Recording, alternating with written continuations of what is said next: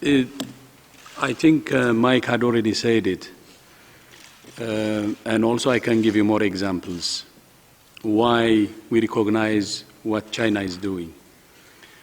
For instance, the pathogen was identified at a record time, and immediately they shared the sequence.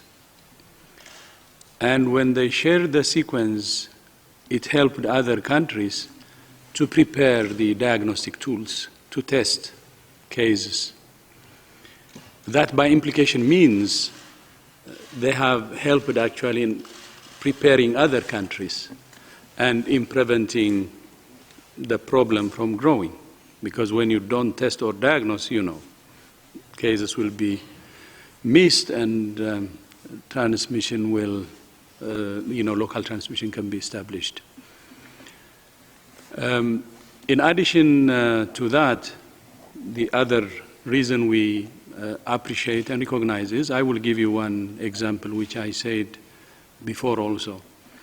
There was a Chinese lady who visited Germany, and she returned to Shanghai, and she was found positive. Then the Chinese authorities immediately notified Germany that a positive person had visited Germany and that they have to take action. And Germany took that information and immediately took action to prevent any serious problem. And that's why now things are under control in Germany. So I think you would agree with me that when, it's very important to appreciate a country or an individual qualified for something you see. It's the truth. But I don't know why you said only WHO or few agencies, but we were in this boardroom for a board meeting, and almost all member states were praising China for what it did. And they had a reason. The reason others were saying, many countries were saying, was China took action massively at the epicenter, at the source of the outbreak. It's a shutdown of the Wuhan city, and that helped in preventing cases from being exported to other provinces in China and the rest of the world. And I remember a board member from UK said verbatim, this is heroic. Because when you shut down a city and a province like that, it has consequences, economic and so on, serious consequences. So what's wrong acknowledging this? Because they're saying the actions of China is making us safer. And I know there is a lot of pressure on WHO when we appreciate what China is doing. But because of pressure, we should not fail to tell the truth. We should tell the truth. And that's the truth. China doesn't need to ask to be praised.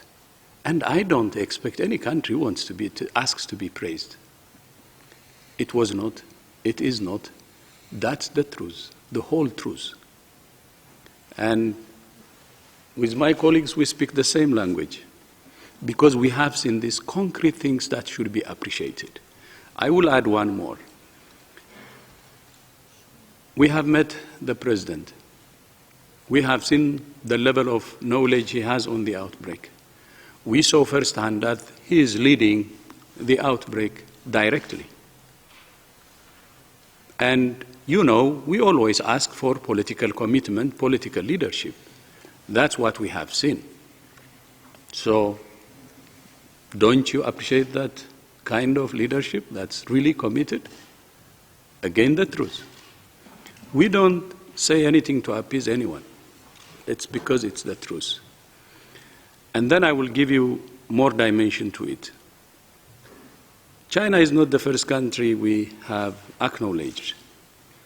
We acknowledged other governments. We even gave them recognitions in our assembly for the right things they did.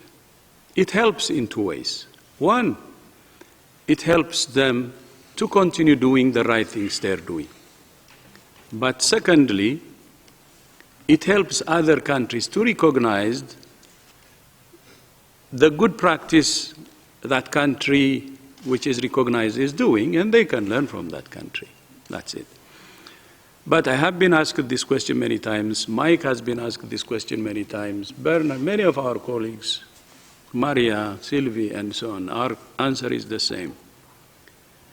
It's true that we have seen many good things that is slowing the outbreak. This is a very serious virus, and China is doing many good things that's slowing the virus, and the facts speak for themselves.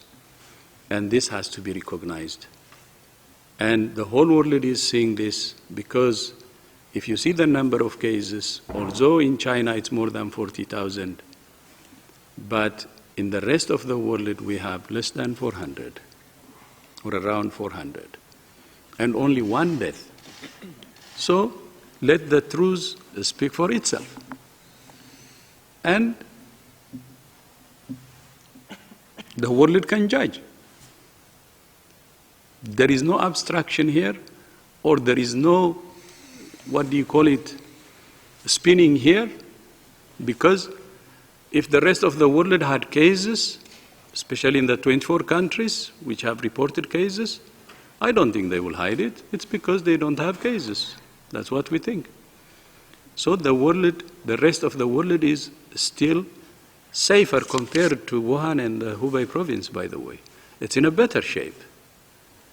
And that's why I always say there is a window of opportunity. So while we have this small number of cases, 400, and only one death, there is a window of opportunity. Please, the world, wake up to really hammer this virus, and prevent it from being a serious problem or a crisis in the rest of the world.